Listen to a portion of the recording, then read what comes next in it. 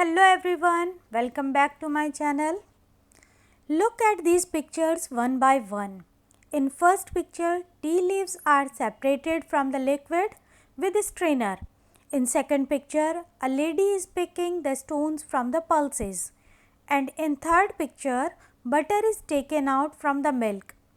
What is common in these pictures? Separation. They all are separating useful things from the other things. Why is it necessary to separate mixtures? Separation is necessary to get pure substances, to remove undesirable constituents, or sometimes to obtain useful constituents. To obtain pure substance. Sometimes substances in their pure form are needed. For this, even minute amount of other substances present have to be separated. To remove undesirable constituents, sometimes some of the constituents of a mixture are undesirable. For example, if small stones are present in rice, they have to be removed before cooking. Otherwise, they can be harmful for our teeth and body. In same way, river water may have harmful substances in it which have to be removed by water filters before supplying the water in our homes. To obtain useful constituents.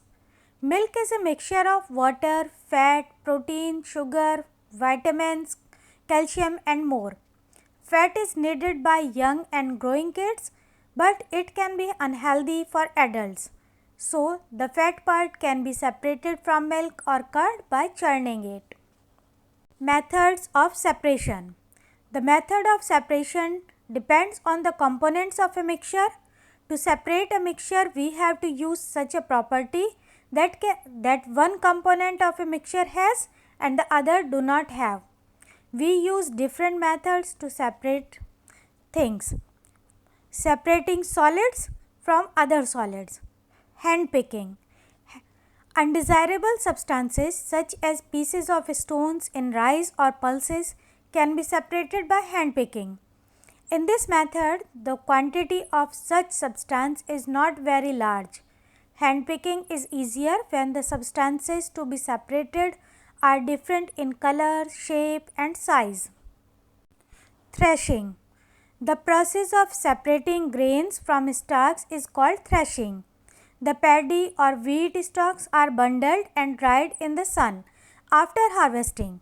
The stalks have many grains attached on them. Plucking the grains from their stalks would be impossible as they are very small. The stalks are beaten to free the grain seeds. Sometimes threshing is done with the help of bullocks.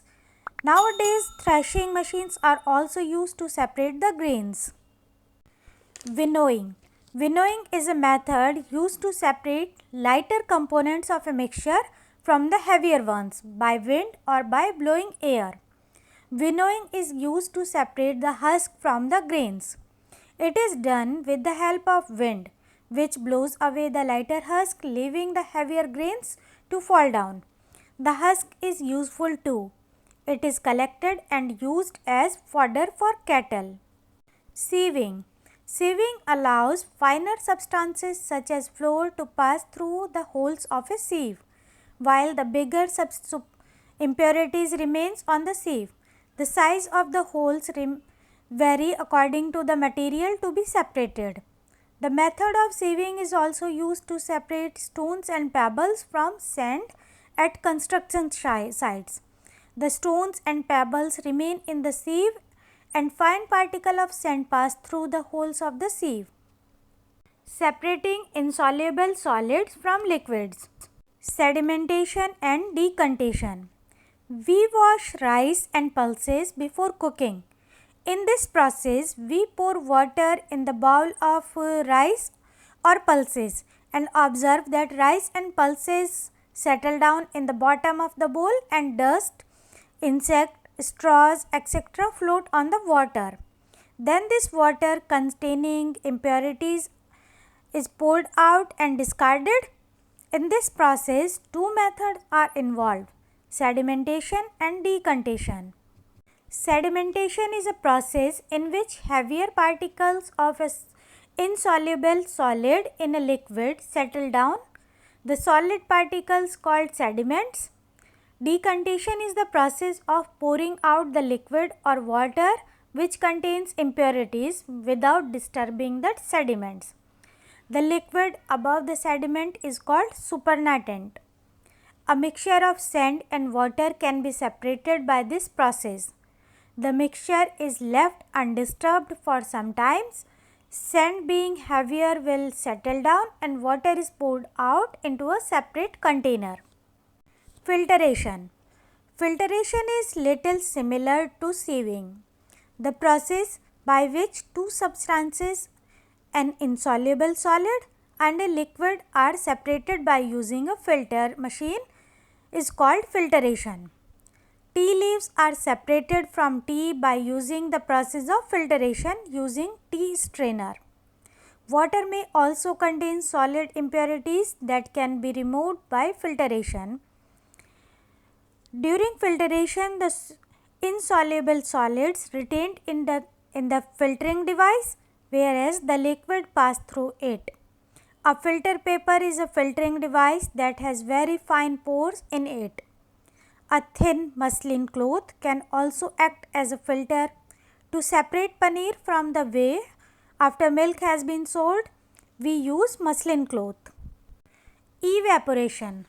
The process of changing water into its vapor is called evaporation. In this method, the mixture is heated. The liquid part of the mixture is evaporated, leaving the solid parts behind. Salt is obtained by this process from the seawater. Seawater is allowed to collect in shallow ponds and evaporated in the sun till it becomes dry. The water evaporates, leaving behind the solid particles of salt. This salt is further purified and used as common salt. Condensation. The process in which a gas changes into liquid is called condensation. Condensation is opposite of evaporation. Distillation. Distillation is a method of obtaining pure liquid from a solution. Water containing dissolved impurities is kept in a flask fitted to the Lebesgue condenser. As the water in the flask heated, it evaporates. The water vapor cool and condense in the condenser. The drop of distilled water formed are collected in another flask. Solution and solubility. When we add some salt into water, the salt disappears. This is because the salt is soluble into water. Not all substances dissolve in water. Salt and sugar dissolve in water, while chalk, sand, sawdust do not dissolve in water. Those substances which dissolve in water are known as soluble substances, and those do not dissolve in water are known as insoluble substances. Substance that dissolve is called solute, and the substance in which it dissolves is called solvent. The resulting mixture is called solution. For example, sugar plus water is equal to sugar solution. If we keep adding salt to water and stir it each time, what will happen? We will notice some grains of salt at the bottom of solution. This shows that no more salt can be dissolved. This solution is called saturated solution. A saturated solution is the solution in which no more of the solute can be dissolved. But if we heat this solution, then we can add more salt into this solution. Thus, we can increase the solubility of solute by heating the solution. Solubility is the ability of substance to get dissolved in a given liquid. The quantity of a substance that can dissolve in hot water is much more than cold water.